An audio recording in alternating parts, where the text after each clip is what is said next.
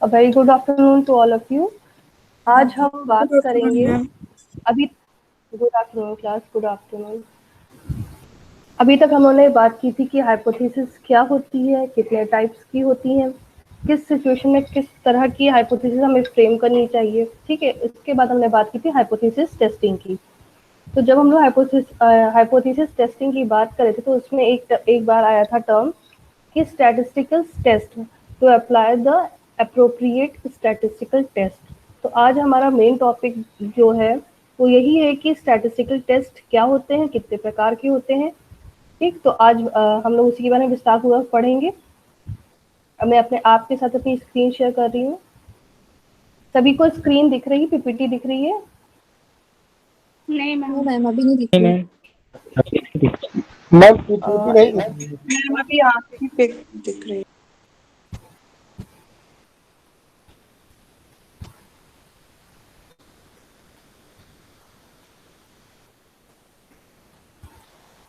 अब आपको दिख रही है पीपीटी मेरी? हाँ मैम। यस मैम, शो रही है। यस मैम देख रहे हैं। ठीक है, तो आज जो हम लोग टॉपिक पढ़ने वाले हैं विस्तारपूर्वक, उस टॉपिक का नाम है parametric and non parametric test, प्राचलिक तथा अप्राचलिक परीक्षण। ठीक, आज जो हम पढ़ने वाले हैं उसमें हम लोग क्या क्या चीजें पढ़ेंगे उसको एक बार देख लेते हैं। सबसे पहले स्टैटिस्टिकल टेस्ट क्या होते हैं उसके बारे में जानेंगे, फिर स्टैटिस्टिकल टेस्ट कितने प्रकार के होते हैं, उसके बाद हम ये जानने की कोशिश करेंगे कि पैरामीट्रिक टेस्ट की क्या क्या एजम्पशन है। पैरामीट्रिक टेस्ट, सॉरी क्लास,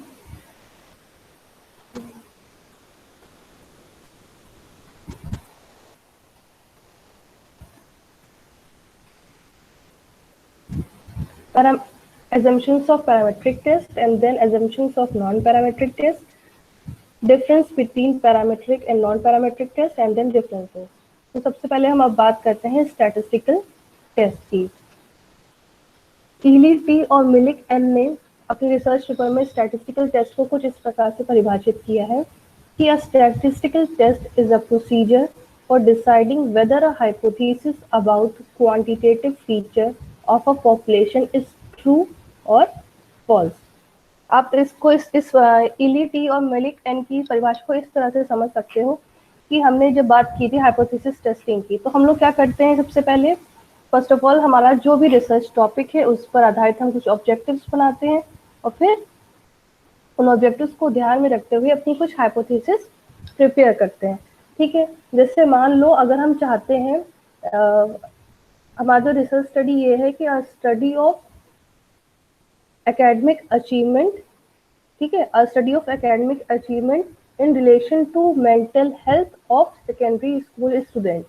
ठीक, यानी हमारा ये जो रिसर्च टॉपिक है, ये जो हम अपनी रिसर्च स्टडी करना चाहते हैं उसमें हम क्या करना चाहते हैं, हम सेकेंडरी स्कूल स्टूडेंट्स के एकेडमिक अचीवमेंट और उनकी मेंटल हेल्थ के रिलेशनशिप को देखना चाहते हैं। ठीक है, अब हमने क्या किया, इस जो हमारा रिसर्च टॉपिक था अब हम उसके लिए हमने क्या किया, रिव्यूज किए उसका, इससे रिलेटेड ये जो दो वेरिएबल्स हैं इससे रिलेटेड कितनी भी पुरानी वो हो चुकी हैं, कौन कौन सी हुई हैं रिसर्चेस, और उन रिसर्चेस की क्या फाइंडिंग्स है, उनके आधार पे हमने हाइपोथेसिस क्रिएट की। ठीक है, अब जैसे मान लो हमने हाइपोथेसिस क्रिएट की कि देयर इज नो, जैसे हमारा जो रिव्यू के आधार पे ये आया कि कोई भी स्टडी कंसिस्टेंट नहीं है इस बारे में कि एकेडमिक अचीवमेंट और मेंटल हेल्थ में कोई प्रॉपर रिलेशनशिप है। ठीक है, तो जब हम लोगों ने बात की थी कि नल हाइपोथेसिस किस सिनेरियो में क्रिएट करना चाहिए, तो उस हिसाब से हमने मान लो हमारे इस पर्टिकुलर टॉपिक के लिए रिसर्च नल हाइपोथेसिस क्रिएट की कि there is no significant relationship in mean achievement scores of secondary school students and their mental health, mean mental health scores। यानी जो सेकेंडरी स्कूल स्टूडेंट्स के विद्यार्थी हैं उनके एकेडमिक अचीवमेंट के जो स्कोर्स हैं और जो किसी मेंटल हेल्थ के लिए हमने कोई भी टेस्ट अप्लाई किया था उस पर जो स्कोर्स आए हैं उनके माध्य स्कोर्स के बीच में कोई सार्थक सह संबंध नहीं है। ये हमारी नल हाइपोथेसिस हमने फ्रेम कर रखी है। ठीक, अब नल हाइपोथेसिस तुमने फ्रेम कर ली, अब नल हाइपोथेसिस को हमें एक्सेप्ट करना है या उसे रिटेन करना है, ये इस बात पर निर्भर कर, इस बात का निर्णय कौन करेगा, उस बात का निर्णय करने के लिए ही हम जिस प्रोसेस को अप्लाई करते हैं उसे ही हम स्टैटिस्टिकल टेस्ट बोलते हैं। ठीक है, फिर आप इस तरह से भी समझ सकते हो कि statistical test is a way to evaluate the evidence the data provide against a hypothesis। Basically हम लोगों ने जो बात की थी कि अधिकांश रिसर्चर्स अपने रिसर्च स्टडी में नल हाइपोथेसिस क्रिएट करते हैं।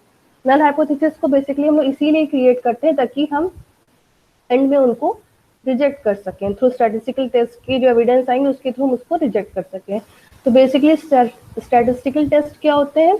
वो टेस्ट होते हैं, वो ये डिसाइड करते हैं कि जो हमारी नल हाइपोथेसिस है on the basis of data collected, कि हमें अपनी नल हाइपोथेसिस को एक्सेप्ट करना है, रिटेन करना है या फिर रिजेक्ट करना है। तो स्टैटिस्टिकल टेस्ट वो प्रोसीजर है, वो तरीका है जिसके द्वारा हमें ये जानने में मदद मिलती है कि जो भी हमने अपनी नल हाइपोथेसिस या अगर आपने अल्टरनेटिव हाइपोथेसिस बनाई है उस हाइपोथेसिस को किसके बेसिस पे, जो हमने डेटा कलेक्ट किया है उस पर हम क्या करते हैं, कुछ मैथमेटिकल ऑपरेशंस करते हैं, उसके आधार पर ये जानने की कोशिश करते हैं कि जो हमारी हाइपोथेसिस ने फ्रेम की है उसे एक्सेप्ट करना चाहिए या रिजेक्ट करना चाहिए। ठीक है, मुझे लगता है मैंने क्लियर कर दिया कि स्टैटिस्टिकल टेस्ट क्या होते हैं। नेक्स्ट अब हम लोग बात करेंगे स्टैटिस्टिकल टेस्ट कितने प्रकार के होते हैं। ठीक है, अब स्टैटिस्टिकल टेस्ट मुख्यतः ये बेसिकली दो प्रकार के होते हैं या दो टाइप्स के होते हैं, parametric test and non parametric test. आपने इन दोनों का नाम काफी सुना होगा, आज हम लोग इसको जानेंगे। डेटा का नेचर क्या है इसके आधार पे हम अप्रोप्रिएट, जैसे हम लोगों ने हाइपोथेसिस टेस्टिंग में जब स्टेप्स लिखे थे तो वहां पर एक सेंटेंस लिखा था एक स्टेप में कि choosing appropriate statistical test. Choosing appropriate सिर्फ इसीलिए वहां पर लिखा गया क्योंकि हमें यहाँ डेटा कलेक्शन करने का तरीका अलग अलग होता है और जिन पॉपुलेशन से हमने डेटा कलेक्ट किया होता है, ठीक है, उनकी भी क्या होती है, कुछ फीचर्स होते हैं वो अलग अलग होते हैं। उनको ध्यान में रखकर ही हमें हमेशा टेस्ट का चुनाव करना चाहिए कि हमें पैरामीट्रिक टेस्ट यूज करना है कि नॉन पैरामीट्रिक टेस्ट यूज करना है। इन सबसे पहले हम अब ये जानते हैं कि पैरामीट्रिक टेस्ट हमारे क्या होते हैं। आप लोग देख सकते हो, a parametric test is one that makes certain assumptions about the parameters of the population distribution from which the sample is taken। ठीक, इस परिभाषा को आप लोग चाहो तो एक बार पढ़ सकते हो। A parametric test is one that makes certain assumptions about the parameters of the population distribution from which the sample is taken। यानी पैरामीट्रिक टेस्ट वो टेस्ट होते हैं जो कुछ assumptions बनाए होते हैं अपने पास, किसके बारे में, पैरामीटर्स के बारे में। पैरामीटर्स किसके, पॉपुलेशन डिस्ट्रीब्यूशन के, जिसमें से हमने सैंपल को निकाला है या जिसमें से जिस पॉपुलेशन डिस्ट्रीब्यूशन से हमने सैंपल का चयन किया है उसके बारे में कुछ सर्टेन assumptions बनाते हैं पैरामीट्रिक टेस्ट। ठीक, अब इसको इस तरह से समझ सकते हो कि पैरामीट्रिक टेस्ट वो टेस्ट होते हैं जो क्या करते हैं, जिस भी पॉपुलेशन से हमने डेटा कलेक्ट किया है, ठीक है, उस पॉपुलेशन के पैरामीटर्स के बारे में कुछ एजम्पशंस है, अगर वो उन एजम्पशंस को वो पॉपुलेशन डिस्ट्रीब्यूशन क्या करता है, फॉलो करता है, तभी हम केवल पैरामीट्रिक टेस्ट लगा सकते हैं, अन्यथा नहीं लगा सकते हैं। ठीक, यहाँ पर एक वर्ड आया है पैरामीटर्स। किसी को जानकारी है कि पैरामीटर्स क्या होते हैं?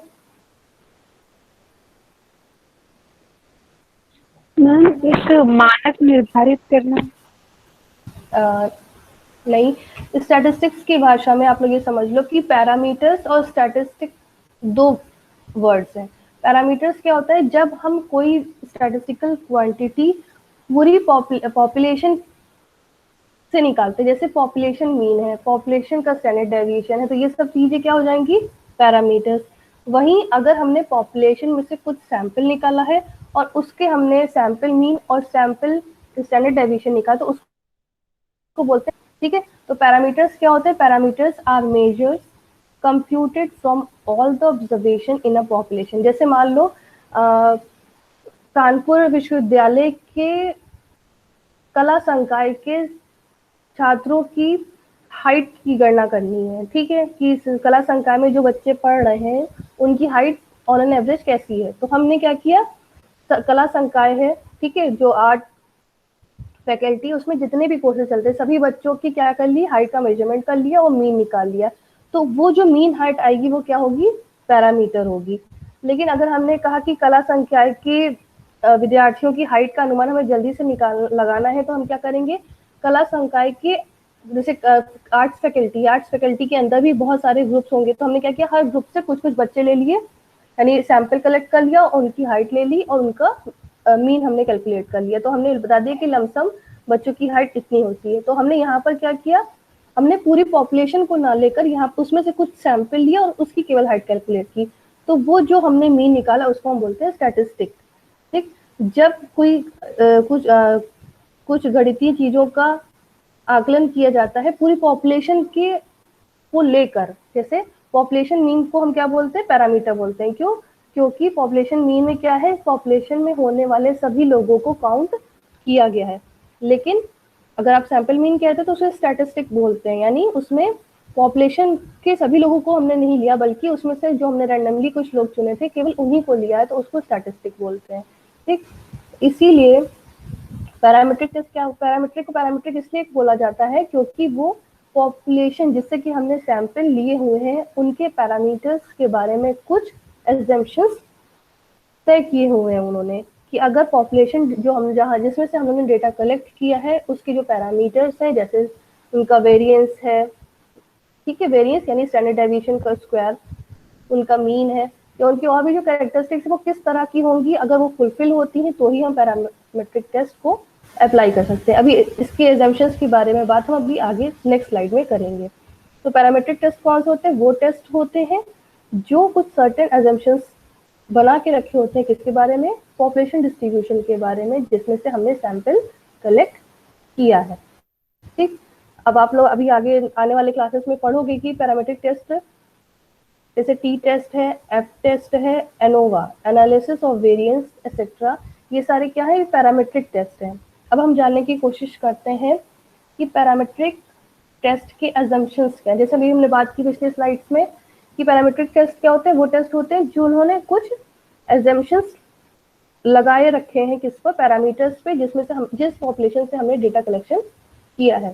तो पैरामीट्रिक टेस्ट के एजम्पशंस क्या है, हम सबसे पहले बात एक एक हर पॉइंट को लेके चलते हैं। सबसे पहला है रैंडम ऑब्जर्वेशन।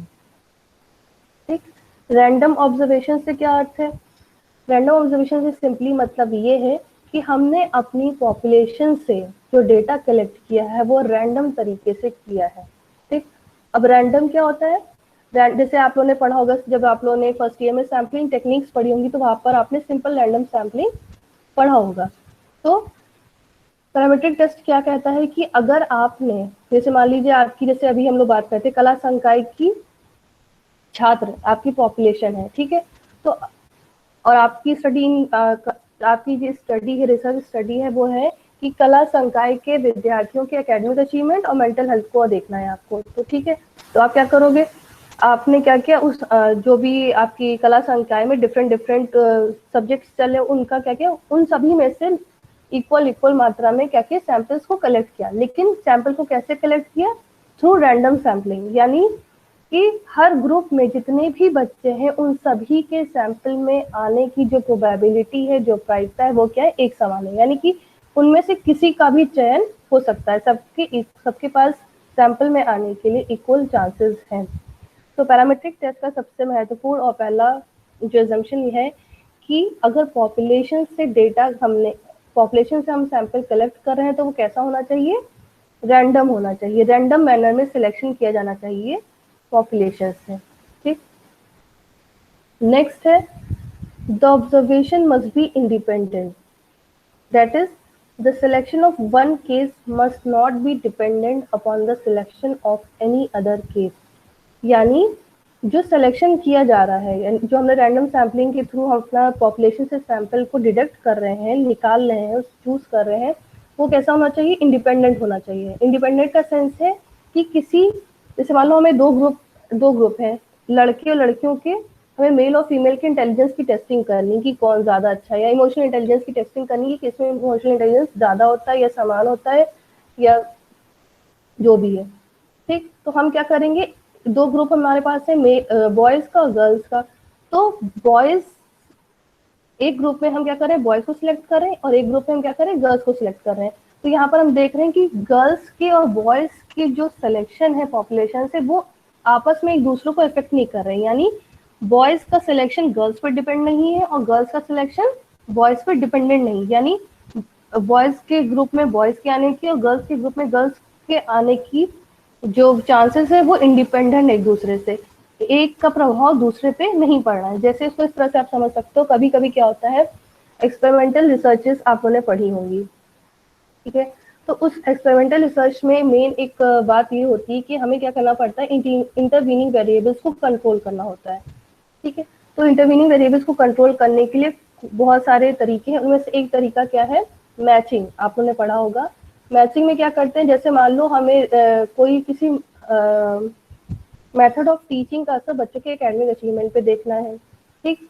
तो मेथड ऑफ टीचिंग को अफेक्ट करने वाले बहुत से ऐसे फैक्टर्स हो सकते हैं, जैसे इंटेलिजेंस हो सकता है, मोटिवेशन लेवल हो सकता है, बच्चे ने पहले से पढ़ रखा है, इसके ये इसका प्रभाव भी पड़ सकता है। तो हम मान लो इंटेलिजेंस को ही कंट्रोल करना चाहते हैं, तो हम क्या करेंगे, हम पूरे क्लास में, जैसे मान लो क्लास संख्या के बच्चों को लेना है, तो क्या पूरे बच्चों पे वो हमने अप्लाई कर दिया, इंटेलिजेंस टेस्ट अप्लाई कर दिया, बच्चों ने इंटेलिजेंस टेस्ट को फिल किया और फिर हमने उनके स्कोर्स देखे। हम अब क्या करेंगे, स्कोर्स के आधार पर हमने इंटरप्रिटेशन कर लिया कि ये बच्चा एकदम वो है, प्रतिभाशाली है, कुछ बच्चे प्रतिभाशाली हैं, कुछ बच्चे एवरेज हैं, कुछ अबव एवरेज है, कोई बिलो एवरेज है, और कुछ एकदम डम्ब है, ठीक है। तो अब हम क्या करेंगे, एक्सपेरिमेंटल रिसर्च के लिए हमें 2 ग्रुप्स बनाने हैं, एक्सपेरिमेंटल और कंट्रोल। तो हम क्या करें, एक्सपेरिमेंटल ग्रुप में, जैसे मान लो एक बच्चा हमने आईक्यू हमने निकाली, तो जिसकी 120 आईक्यू है, पूरे ग्रुप में ऐसे बच्चे जिनकी आईक्यू 120 है, मान लो 20 है, तो क्या करेंगे, 120 आईक्यू वाले बच्चे एक्सपेरिमेंटल ग्रुप में रख देंगे, और 10 बच्चे जिनकी आईक्यू 120 है उनको कंट्रोल ग्रुप में रख देंगे। इसी तरह एवरेज वाले मान लो 10 बच्चे हैं, तो क्या करेंगे, 10 एवरेज वाले बच्चे टोटल हैं, तो 5 एवरेज आईक्यू वाले बच्चों को हम किस में रखेंगे, एक्सपेरिमेंटल में, और 5 को किस में रखेंगे, कंट्रोल ग्रुप में। तो उन्हें कंट्रोल ग्रुप में रखेंगे। तो इस तरह से हमने क्या किया कि हम इसको मैच करें, दोनों ही ग्रुप में सिलेक्शन क्या है, एक दूसरे पे डिपेंडेंट है, जितने इधर है उतने ही जस्ट उसकी के बराबर इधर भी है। तो यहाँ पर सिलेक्शन इंडिपेंडेंट ना होकर डिपेंडेंट होता है। तो यहाँ पर पैरामीट्रिक टेस्ट का एक एजम्पशन है कि ऑब्जर्वेशन आपके कैसे होने चाहिए, इंडिपेंडेंट होनी चाहिए। यानी अगर ग्रुप्स में हम सिलेक्शन कर रहे हैं या कैसे भी सिलेक्शन कर रहे हैं, तो एक इकाई के चयन पर दूसरी इकाई के चयन का प्रभाव नहीं पड़ना चाहिए, ठीक। नेक्स्ट हमारा एजम्पशन है, the sample must be drawn from a normally distributed population. ये बहुत ही इंपॉर्टेंट एजम्पशन है किसी भी पैरामीट्रिक टेस्ट के। इसका मतलब क्या है कि जिस भी पॉपुलेशन से आपने सैंपल ड्रॉ आउट किया है, वो पॉपुलेशन कैसी होनी चाहिए, नॉर्मली डिस्ट्रीब्यूटेड होनी चाहिए। और नॉर्मली डिस्ट्रीब्यूटेड पॉपुलेशन का मतलब क्या है कि अगर पॉपुलेशन के स्कोर्स को हम लोग ग्राफ पे प्लॉट करें तो वो कैसा आना चाहिए, बेल शेप्ड कर्व आना चाहिए। तो कह सकते हैं एनपीसी, नॉर्मल प्रोबेबिलिटी कर्व में जितनी भी कैरेक्टरिस्टिक्स है वो उस कर्व के इक्विवेलेंट होना चाहिए। तो ये बहुत ही इंपॉर्टेंट टेस्ट है। किसी भी पैरामीट्रिक टेस्ट को अगर आप लगाना चाहते हैं अपने डेटा पे, तो उसके लिए नॉर्मलिटी टेस्ट करना बहुत ज़रूरी है। नॉर्मलिटी टेस्ट मतलब कि जो सैंपल आपने लिया है उसकी जो पॉपुलेशन है उसका डिस्ट्रीब्यूशन कैसा, डिस्ट्रीब्यूशन मतलब जब हम उसको प्लॉट करते हैं तो वो किस शेप में आए, वो एनपीसी के शेप में आए, तभी ये मुमकिन है कि हम वहाँ पर पैरामीट्रिक टेस्ट अप्लाई कर सकते हैं। अगर आपने ऐसी पॉपुलेशन से डेटा कलेक्ट किया है जो कि नॉर्मली डिस्ट्रीब्यूटेड नहीं है, तो वहाँ पर आप पैरामीट्रिक टेस्ट अप्लाई नहीं कर सकते। Next, the sample drawn from a population must have equal variances. This condition is known as homogeneity of variance, that is, there should not be significant difference among the variances of different samples. इसको आप इस तरह से समझो, जैसे मान लो आपने क्या किया, बॉयज और गर्ल्स 2 ग्रुप लिए, ठीक है। तो और आपने क्या किया, उन पर एकेडमिक अचीवमेंट टेस्ट अप्लाई किया हुआ है, ठीक है। उन बच्चों ने एकेडमिक अचीवमेंट टेस्ट जो भी आपने दिया उसको फिल किया, आपने क्या किया, उनका स्कोर्स किया। तो ऐसे ही हर लड़के, हर जैसे मान लो 20 बॉयज हैं और 20 गर्ल्स हैं, तो 20 बॉयज के 20 स्कोर्स आ जाएंगे, 20 गर्ल्स के 20 स्कोर्स आ जाएंगे। ठीक, अब हमारे पास दोनों ही ग्रुप में स्कोर्स हैं 20-20।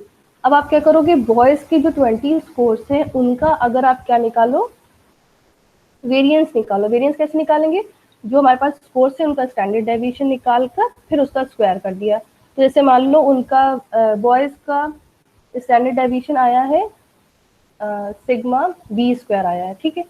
ऐसे ही गर्ल्स का वेरिएंस कितना आया है, सिग्मा जी स्क्वायर। तो पैरामीट्रिक टेस्ट हम उसी केस में अप्लाई कर सकते हैं जब ये दोनों स्कोर्स यानी दोनों के जो वेरिएंसेस हैं सिग्मा बी स्क्वायर और सिग्मा जी स्क्वायर वो आपस में क्या हो, इक्वल हो। स्टैटिस्टिकली उनमें ज्यादा डिफरेंसेस नहीं होने चाहिए। अगर सिग्मा बी स्क्वायर और सिग्मा जी स्क्वायर में डिफरेंस पाया जाता है, सिग्निफिकेंट डिफरेंस पाया जाता है, तो उस केस में भी हम पैरामीट्रिक टेस्ट अप्लाई नहीं कर सकते। इसको तरह समझो, जैसे मान लो अगर लड़कों का 10 आया है वेरिएंस, तो लड़कियों का कितना आया है, 20 आ गया है। तो 10 और 20 में काफी डिफरेंस है, या लड़कों का 10 आया है और लड़कियों का कितना होना चाहिए, 9 हो गया। या बहुत सारी स्टैटिस्टिकल टेक्निक है जिनके आधार पे हम इन स्कोर्स के सिग्निफिकेंस को देख सकते हैं। तो कहने का तात्पर्य ये है कि दोनों ही ग्रुप के जो वेरिएंसेस हैं वो नियरली इक्वल और नियरली इक्वल होने चाहिए, तभी हम पैरामीट्रिक टेस्ट को अप्लाई कर सकते हैं। नेक्स्ट एजम्पशंस है जो, वो भी बहुत सारे ही एजम्पशंस बहुत ही इंपॉर्टेंट है, क्योंकि इनमें से एक भी अगर छूट जाएगा तो वहां पर हम पैरामीट्रिक टेस्ट अप्लाई करने में परेशानी आएगी हमें। Next, the data must be expressed in interval और रेशियो स्केल। यानी जो भी आपने सैंपल कलेक्ट किया है, ठीक है, सैंपल कलेक्ट किया है, तो वो जो हमारे पास स्कोर्स हैं वो किस स्केल में होने चाहिए,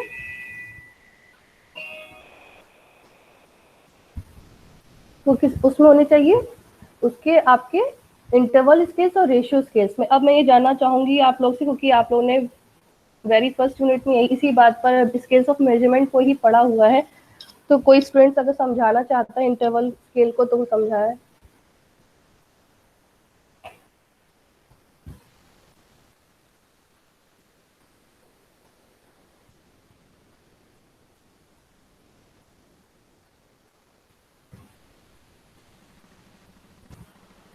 इंटरवल स्केल और रेशियो स्केल आप लोगों को नहीं जानकारी है इसके बारे में?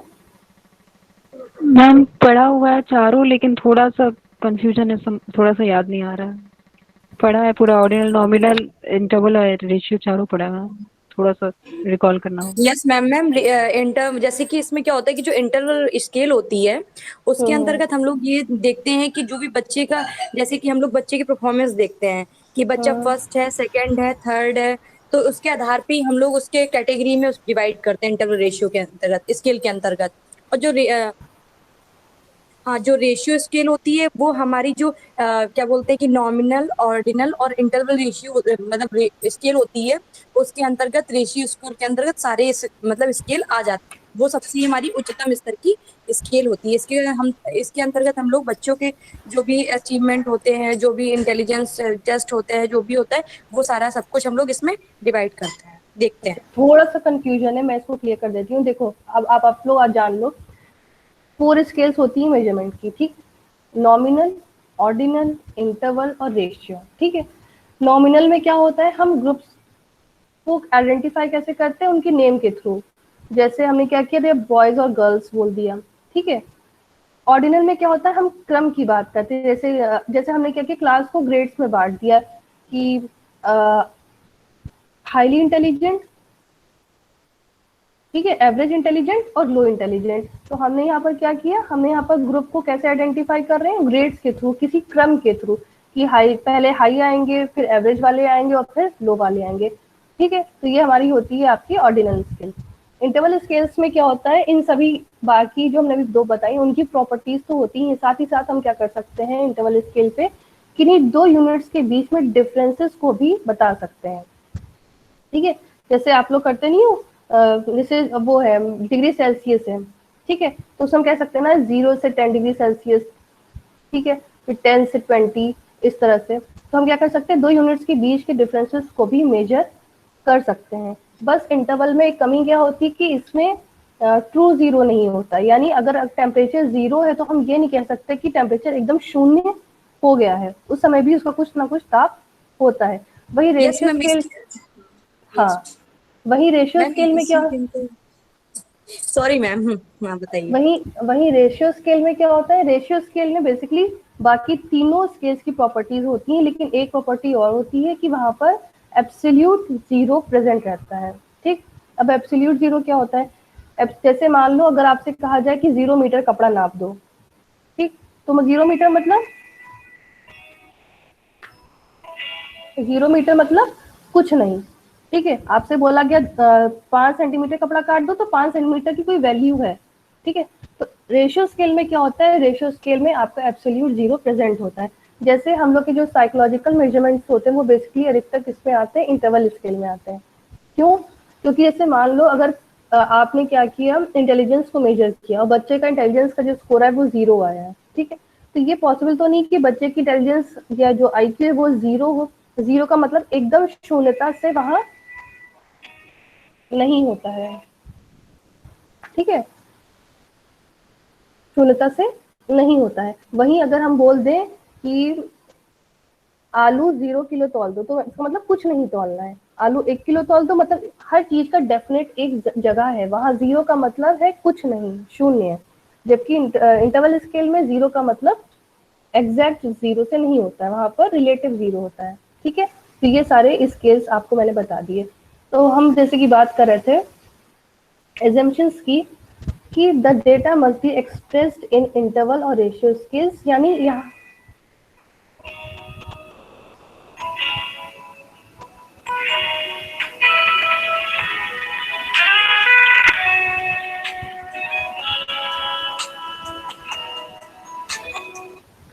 यदि क्लास ले रहे हैं अभी क्लास ले रहे हैं, अभी हम आपको बात कर रहे हैं।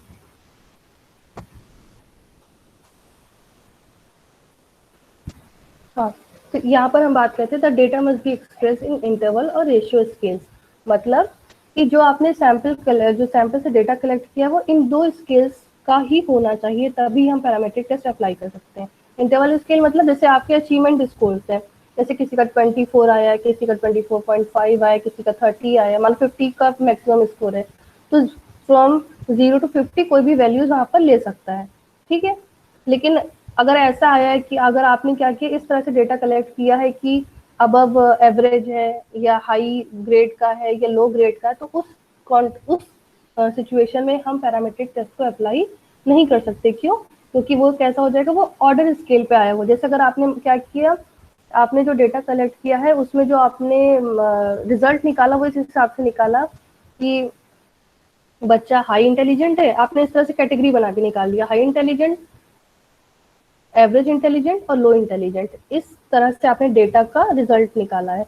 तो इस डेटा पे जो ये रिजल्ट निकाला है आपने हाई, एवरेज और लो का, क्योंकि ये ऑर्डिनल स्केल पे है, ठीक है, तो हम इस पर पैरामीट्रिक टेस्ट अप्लाई नहीं कर सकते।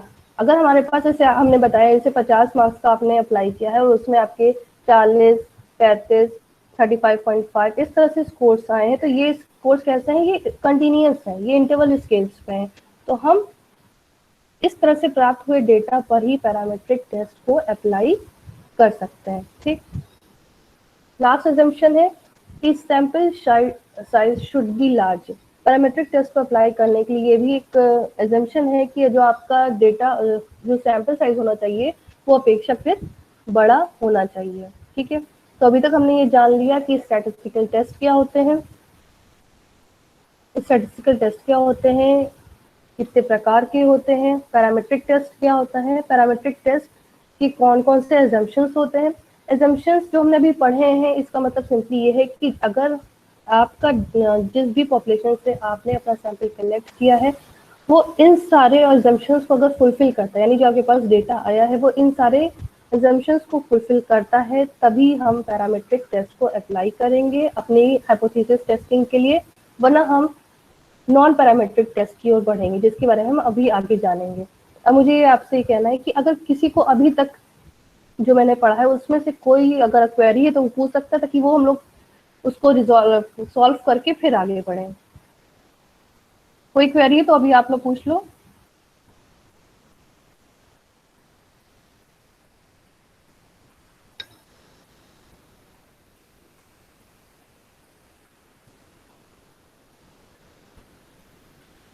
क्लास, किसी को कोई क्वेरी नहीं है?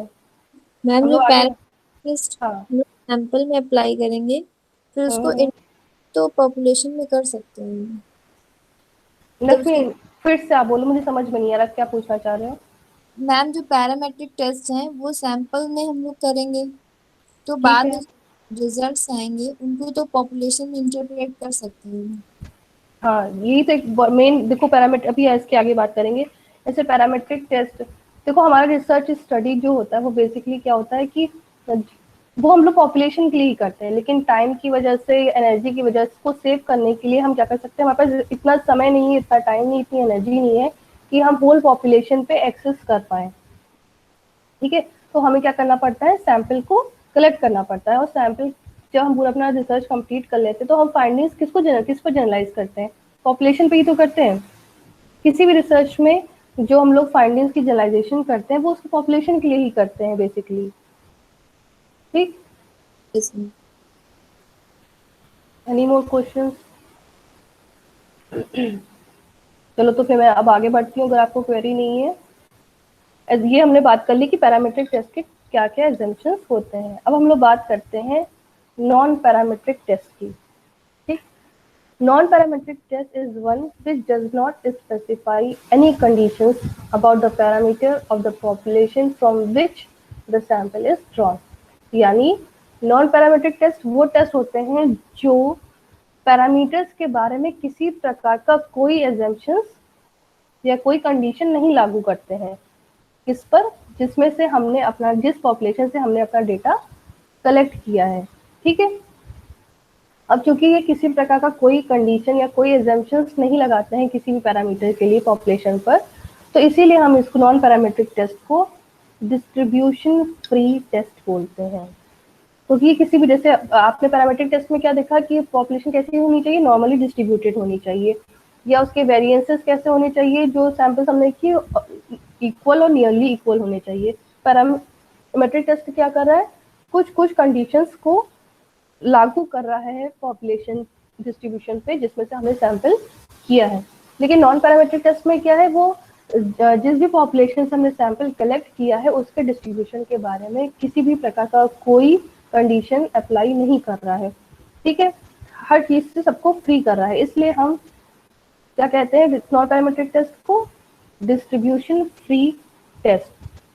अभी आप लोग के कोर्स में भी आगे है, अभी आप लोग पढ़ोगे आगे chi square test, median test, Mann Whitney U test, और इसी तरह के और भी टेस्ट हैं, जैसे साइन टेस्ट है और क्रुस्कैल वेलिस टेस्ट है, ये सभी नॉन पैरामीट्रिक के ही अंतर्गत आते हैं। तो इसके बारे में हम लोग एक एक करके अब आगे आने वाली क्लासेस में पढ़ते जाएंगे। ठीक।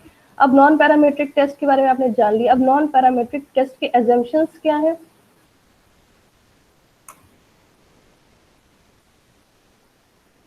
नॉन पैरामीट्रिक टेस्ट के एजम्पशंस क्या होंगे, कोई आइडिया लगा सकता है?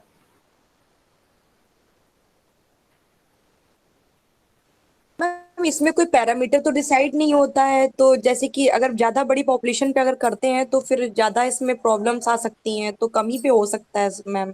रैंडम तरीके से चुन सकते हैं, नहीं नहीं चुन सकते हैं, ऐसा हो सकता है मैम इसमें। बिल्कुल बिल्कुल सही बताया नेहा आपने, कि जैसे कि हम नाम सही है कि नॉन पैरामीट्रिक टेस्ट, और अभी हमने आगे बात भी की कि जिस भी पॉपुलेशन से डेटा हमने सिलेक्ट किया है उसके बारे में किसी प्रकार का एजम्पशंस नहीं करता है, और हमने आगे ये भी बताया था आपको कि ऐसे टेस्ट को क्या बोलते हैं, डिस्ट्रीब्यूशन फ्री टेस्ट या एजम्पशंस फ्री टेस्ट। तो यहाँ पर मैंने हेडिंग तो डाल रखी है assumptions of non parametric test, लेकिन नॉन पैरामीट्रिक टेस्ट क्या होते हैं, एजम्पशंस फ्री होते हैं, वो किसी प्रकार के एजम्पशंस को नहीं मानते हैं। ठीक।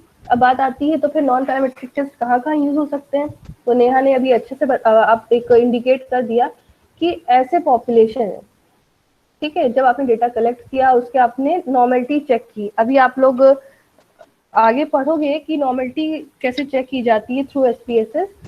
तो एसपीएसएस के थ्रू आपने मान लो अपना डेटा आपने कलेक्ट किया और आपने उसकी नॉर्मलिटी देखी और वो दिखा रहा है कि आपका जो डेटा आया है वो नॉर्मली डिस्ट्रीब्यूटेड नहीं है, तो उस केस में आप क्या करोगे, उस केस में आप नॉन पैरामीट्रिक टेस्ट को अप्लाई करोगे।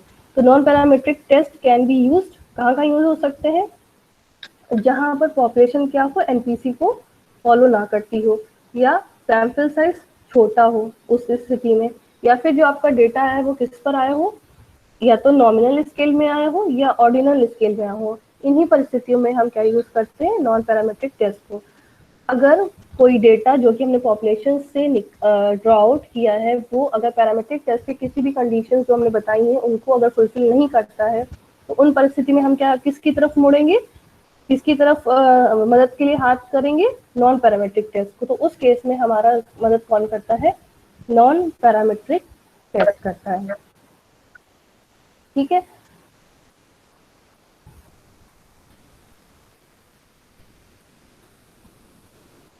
अब हम ये समझ चुके हैं कि नॉन पैरामीट्रिक पैरामीट्रिक टेस्ट क्या होते हैं और नॉन पैरामीट्रिक टेस्ट क्या होते हैं।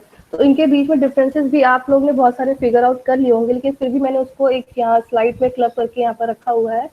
तो एक एक करके हम लोग बात करते हैं कि पैरामीट्रिक टेस्ट और नॉन पैरामीट्रिक टेस्ट में क्या क्या डिफरेंसेस पाए जाते हैं।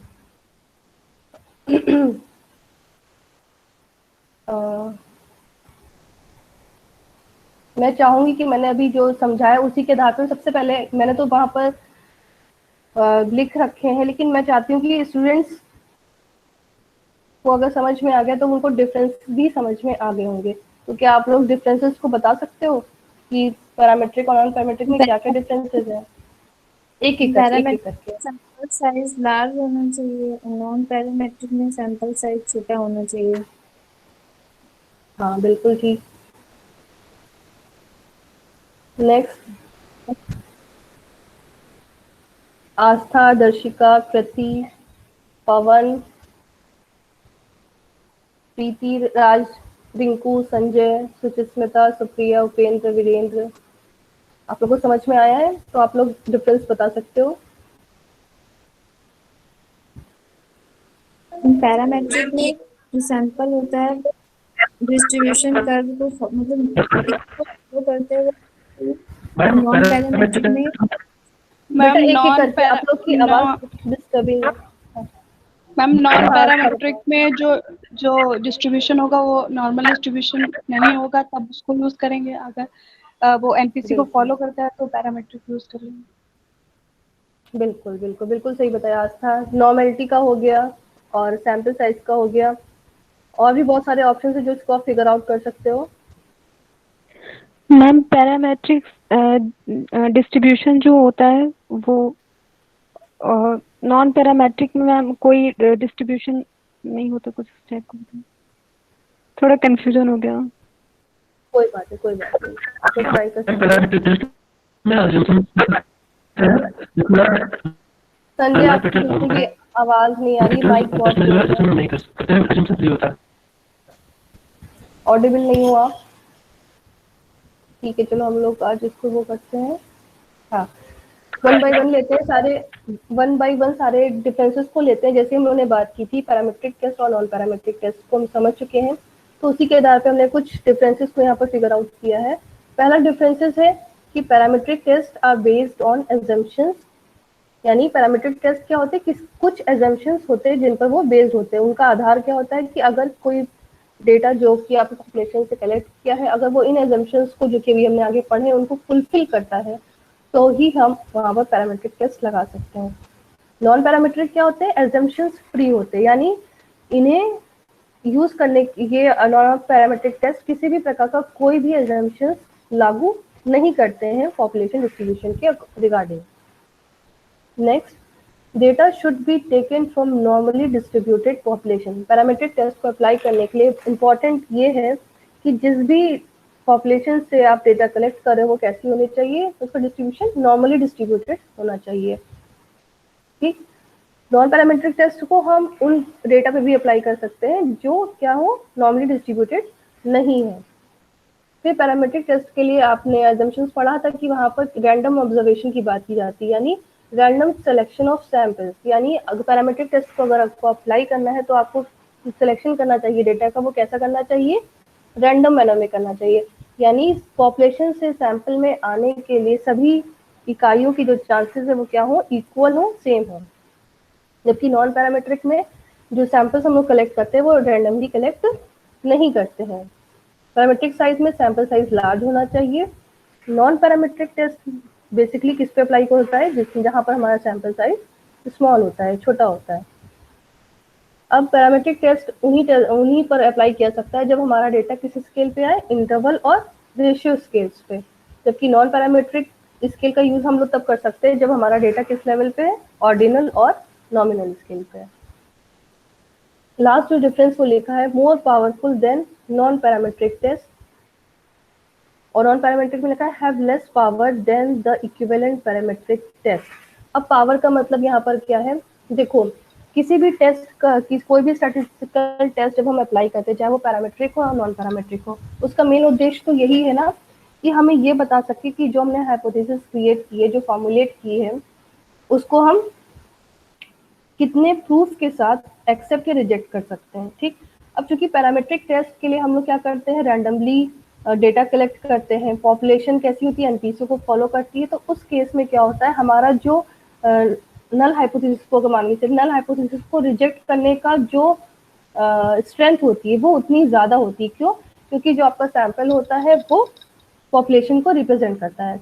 जबकि नॉन पैरामेट्रिक केस में क्या होता है, आपने कन्वीनियंट सैम्पलिंग है या कोई भी ऐसी non probability sampling, non random sampling के थ्रू डेटा कलेक्ट किया होता है, तो कहीं ना कहीं वो रिप्रेजेंटेटिव नहीं होता है पॉपुलेशन का, और वहाँ पर कम चांसेस होते हैं कि जो आपका रिजल्ट आया है वो, मतलब उस परिस्थिति के अनुसार लगा तो सकते हैं, लेकिन कितने, जैसे हमने बताया ना स्टैटिस्टिक्स पूरी प्रोबेबिलिटी पे है, तो प्रोबेबिलिटी का चांस भी जो है सबसे ज़्यादा अच्छे से बताने का हुनर जो है वो पैरामीट्रिक टेस्ट में है। नॉन पैरामीट्रिक टेस्ट में आपके पास आंसर तो आएगा कि आप एक्सेप्ट कर सकते हो या रिजेक्ट कर सकते हो या रिटेन कर सकते हो, लेकिन कितनी निश्चितता के साथ, कितने स्ट्रेंथ के साथ, तो वो थोड़ी सी वहाँ पर कमी होती है। तो आज मैंने आपको कोशिश की है समझाने की कि हमारे पैरामीट्रिक टेस्ट और नॉन पैरामीट्रिक टेस्ट क्या होते हैं, उनके एजम्पशंस क्या हैं और दोनों में किस तरह का डिफरेंसेस होता है। तो आज मेरा ये जो प्रेजेंटेशन था या जो मेरा जो आज क्लास था, मेरी तरफ से यहीं पर समाप्त होता है। आपको जो भी क्वेरीज हो अब आप मुझसे पूछ सकते हो। ये रेफरेंसेस हैं कुछ, ये मैंने बुक्स के थ्रू पीपीटी बनाने की कोशिश की थी, तो आप लोग देख सकते हो। अब किसी को कोई क्वेरी हो तो वो आप पूछ लो मुझसे।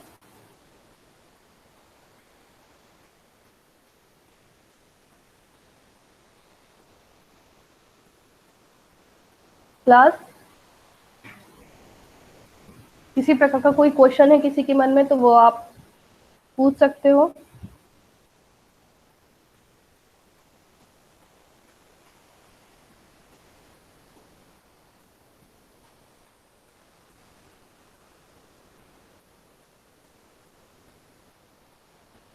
Ma'am parametric and non parametric में डिफरेंस एक बार फिर से क्लियर कर दीजिए।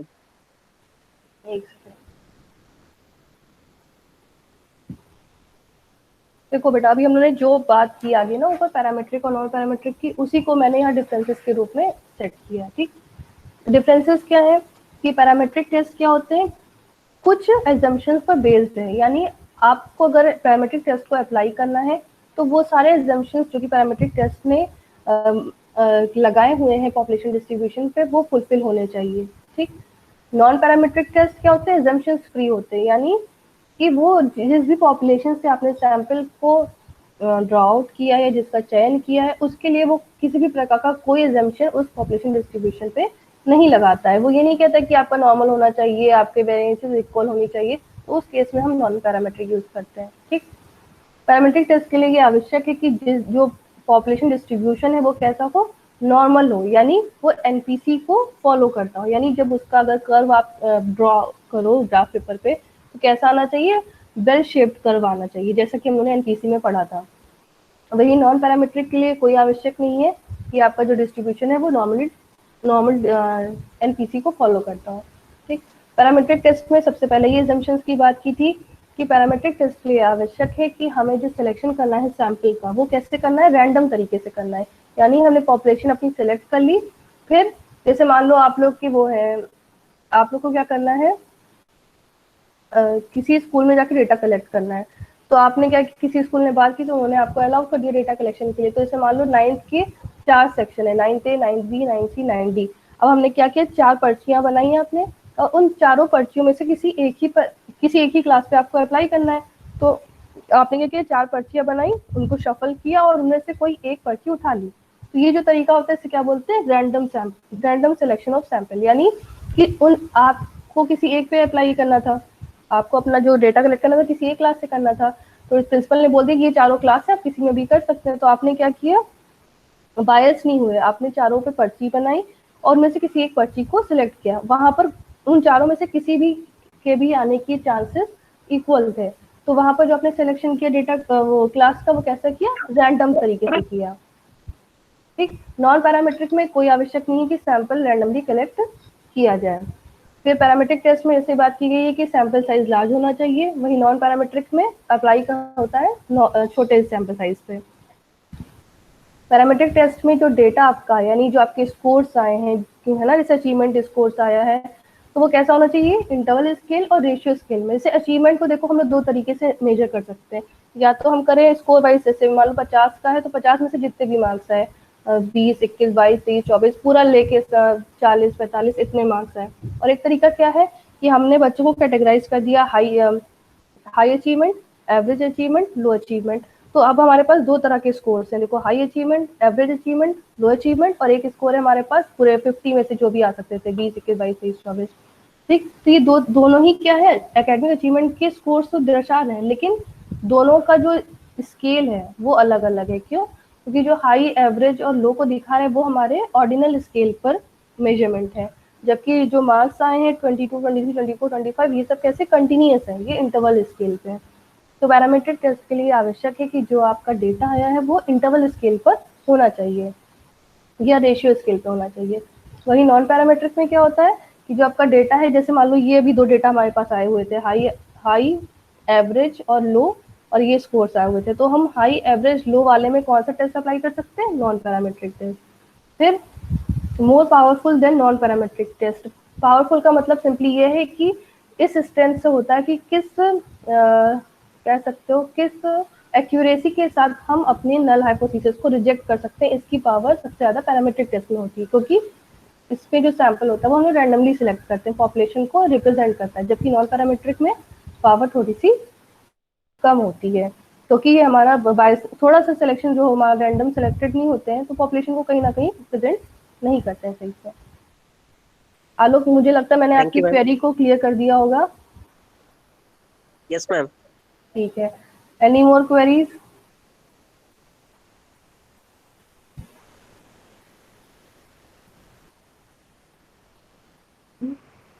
Yes, ma'am. हाँ दर्शिका। Yes, Suchimita. हाँ सुचिस्मिता, बताओ आप। Yes ma'am. मैम थोड़ा सा क्वेश्चन, जैसे कि नॉन पैरामेट्रिक जो टेस्ट है उसमें हम स्मॉल सैंपल साइज यूज करते हैं, ठीक है, तो स्मॉल कितना स्मॉल हो सकता है? देखो, जब मैंने आप लोग को बात, जब हम लोग अपना ये स्टैटिस्टिक्स का जब पेपर पढ़ते हैं तो मैंने आपको बताया ही कि स्टैटिस्टिक्स में जब सैंपल साइज 30 या 30 से ज्यादा होता है, ठीक है, तो उसको बिग सैंपल बोला जाता है। ठीक, और जब 30 से कम होता है, तो स्टैटिस्टिक्स की बात कर रही हूँ मैं, उसमें क्या होता है, उसको सैंपल साइज को स्मॉल बोला जाता है। ठीक, Suchismita. Yes ma'am, okay. No more queries? Okay class, तो आज हम यहीं पर बाइंड अप करते हैं। आशा है कि आप लोगों को पैरामेट्रिक और नॉन पैरामेट्रिक टेस्ट अच्छे से समझ में आया होगा। आप लोग इसको एक बार फिर से रिवीजन करने की कोशिश करना। फिर नेक्स्ट कल हम लोग मिलेंगे, तो कल से हम लोग पैरामेट्रिक टेस्ट जिसमें टी टेस्ट के बारे में पढ़ने की कोशिश करेंगे, तो न्यूमेरिकल्स भी हम लोग उस पर लगाएंगे। Thank you class. Thank you ma'am. Thank you ma'am. Thank you ma'am.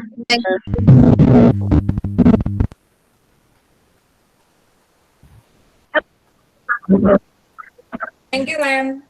Thank you class, thank you.